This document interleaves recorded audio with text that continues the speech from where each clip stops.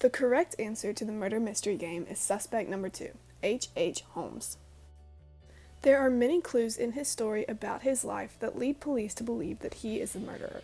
In this video, I will explain the reasoning behind the police choosing this suspect and how it correlates to criminal psychology. Before I dive into how the police figured out this crime, or even why H.H. Holmes committed these crimes, I need to explain exactly what criminal behavior is. Criminal behavior can be a very abstract topic because there are many types of crimes and many types of criminals who commit these crimes. Crime or criminal behavior can be defined as a relationship between certain forms of human behavior contrary to given social norms. It is thought that this crime is a type of action or omission which constitutes an offense punishable by the law. Another thing to mention here is that you also have different types of criminals. Some criminals can be considered career criminals, where they usually commit crimes over long periods of time or frequently. The other type is just one to have one offense and never do something again. Also, it has been shown that people who display these criminal behaviors early on in life are more likely to continue it later in life. The thing that is so abstract about crime is that the complexity of these definitions offer a broad range of things that can fall into this category, which poses challenges into psychological research for criminal behavior. So, with this background on the definition of crime, why do people commit crime? This question is very complex because there is no definite answer as to why people do the things they do, but many scientists have come up with theories and ideas that provide pretty logical explanations. One theory comes from a psychologist named Sigmund Freud. Sigmund Freud's theory has become very well known, and many people have taken his theory and even improved it over the years with their own personal findings. So I'm going to focus on this theory and the many aspects of it. He stated that criminal behavior is a product of abnormal personality structures formed earlier in life. He calls this psychodynamic theory. He also states that human behavior is controlled by unconscious mental processes, and that these processes are developed in early childhood.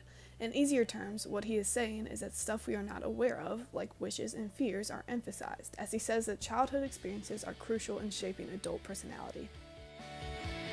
Sigmund Freud had many ideas about personalities. He states that it is composed of 3 different components: the ID, the ego, and the superego. The ID is part of the personality that is quite unrestrained and is pleasure-seeking and primitive. The ego is part of the personality that manages and restrains the ID. The superego is in charge of developing a conscience and understanding moral rules that most adults know. The unconscious thoughts talked about earlier usually arise from the ID when it gets too out of hand. It usually responds from aggression. These parts of the personality operate together, so if one gets off balance, there could be abnormal personality traits. So that is the outline of this theory, but how does this explain why people commit crime? Well, a lot of times people have conflicts in their heads, like unconscious feelings of resentment, hatred, stress, fear, etc. If these feelings can't be controlled, then the ID could become dominant, which makes a person more likely to be involved with criminal activity. Also, a parent might fail to adapt a child's superego to the social norms and morals of society, which could in turn give more power to the ID. In the murder mystery game, police used this theory to find the murderer. This was their thought process / how they figured it out. The police took Sigmund Freud's psychodynamic theory and applied it to the lives of each of the suspects. H.H. Holmes' backstory was key here. He had an alcoholic father, he was bullied, but yet also very intelligent. The father and the bullying could have both led to an underdeveloped superego and even a fearful and competitive ID. This type of ID could have led to Holmes dedicating his time to education and knowledge, which is why he could have been so smart. The police related this knowledge to the crimes because they made a slight connection. In each of the crimes, the murderer was getting something in return, mainly money.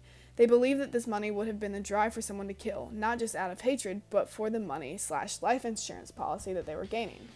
Somebody would have had to be very smart to realize this, and also be smart to know how to kill the bodies in a way that is quick and effective so that Holmes could get the money quickly and move on. Police believe that Holmes became so dedicated to medicine because of his competitive ego to get the money, and it ultimately helped Holmes in the killings because he knew exactly what to do on the body.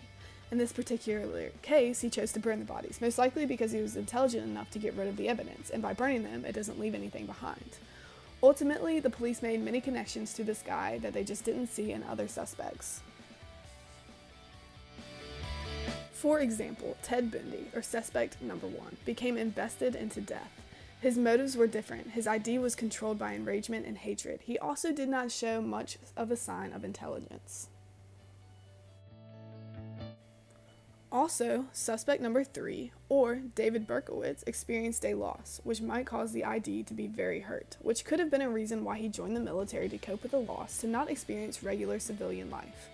It's peculiar because he got interested in shooting, but he never really shows motives of killing or even sharp intelligence. Finally, suspect number 4, or Mariah Henley, can be ruled out because she also experienced a loss like suspect 3. But in order for the crimes that happened to have happened, someone had to represent, again, extreme intelligence. She vanished off with her newfound lover. This intelligence seems to be a little less dramatic here. People concluded with this subject that any form of money-driven, intelligent/competitive ID just wasn't here. Suspect 2 made the most sense, and eventually the suspect ended up turning themselves in. This psychodynamic theory is just one of many, but it describes the personality of human beings extremely well. Now you might be thinking, what if somebody commits crime and hasn't gone through any emotional or physical trauma as a child? Well, one way that scientists might possibly be able to answer this question is through neuroscience. One example of this is that there has been frontal lobe damage in criminals, which has provided a link between brain abnormality and criminal behavior. This frontal lobe damage has shown that criminals that have this also have some form of self-regulation or inability to contain impulses, like extreme aggression. So, a criminal could have frontal lobe damage, which could cause them to be extremely aggressive and do things even though they might not actually want to do them. This type of explanation for criminal activity can also be quite difficult to understand / inconclusive with evidence. Some even argue that you can't base neurological findings to personality and why people commit crimes. Neuroscience on its own cannot provide a complete picture of why somebody did what they did, but ultimately it can help pinpoint specific factors that coexist with alternate motives. All in all, psychodynamic theory, neuroscience, or any other theories have not yet been able to completely answer the questions as to why people commit crime. Many theories, many suggestions, and even new technologies have not been able to answer the question fully, therefore leaving a lot of room for discovery. Although these theories and ideas are very logical and seem to work in many cases, there's always going to be room for something that doesn't add up 100%, or even somebody that will not agree with the way the brain/personality functions. Essentially, criminal behavior is always going to be a broad topic, and humans may never really know why people commit crime.